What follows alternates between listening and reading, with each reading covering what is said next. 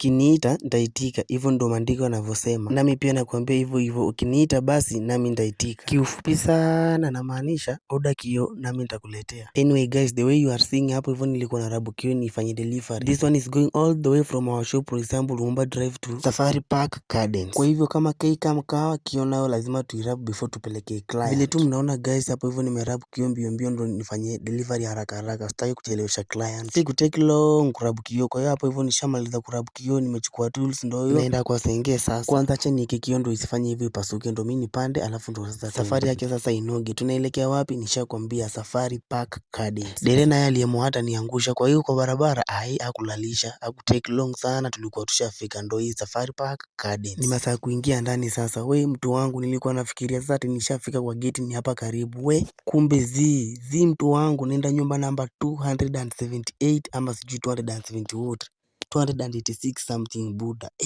Nakwambia nimebeba kioo mpaka nasikia nimechoka. Nimetembea nimepanda hiyo mlima yote mtu wangu. Sasa nimefika namba 56. Imagine place naenda maze. Kumbe haikuwa 298, ilikuwa namba 98. So nimefika hapo, imebidi nimpigie simu sasa, niite madamu nimwambie nishafika. Okay, so hapa nishampigia. Ngoja tu kama fungue gate, mimi niende nifanye kazi yangu kidogo tu. Hakutake long sana. Alikuwa ashakuja na ndio huyo anafungua. Si mnamuona? Ni huyo sasa. Haya, tuingie kwa nyumba ndani. Hii ndo nyumba sasa ndani. Nafaa kumount kioo somewhere, sijui ni wapi.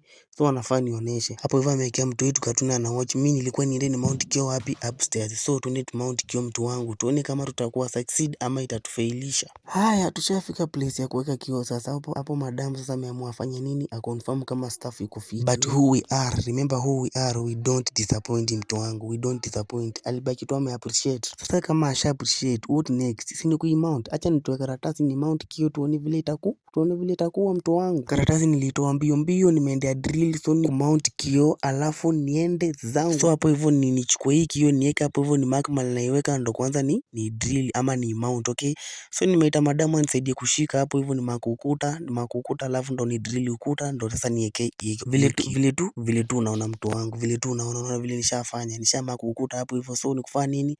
Ni kudrill hiyo ukuta alafu ndo sasa nikuje baadaye niweke hiyo kioo. So nimedrill mbio mbio. Nakumbuka mambo mengi masaa machache, kwa hiyo sifai kukaa hapa sana. I have to take the shortest time possible. Kwa hiyo nishamaliza, so ni kuweka hiyo kioo. So lazima tena niite madam tu anishikie mimi nikigizanga hiyo skuru. Unaona sasa nishaika skuru, kioo iko sawa mtu wangu, na hiyo ndo kazi nimefanya sasa. Hiyo ndo kazi iko na kazi iko sawa, madam amefurahia. Alafu sasa what follows? Mimi ni kuenda, najua pia maybe unataka kioo. Okay, ndo hizi namba na kuwekea hapa.